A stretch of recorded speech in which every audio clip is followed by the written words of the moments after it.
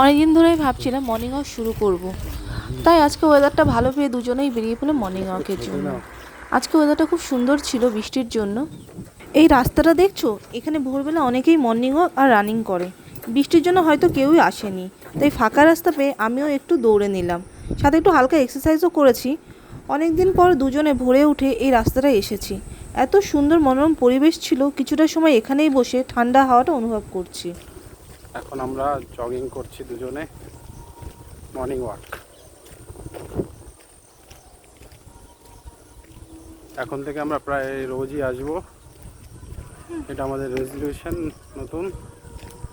দেখা যাক, প্রতিদিনই ভিডিও পাবে নতুন নতুন, আশা করি। ওকে, টাটা।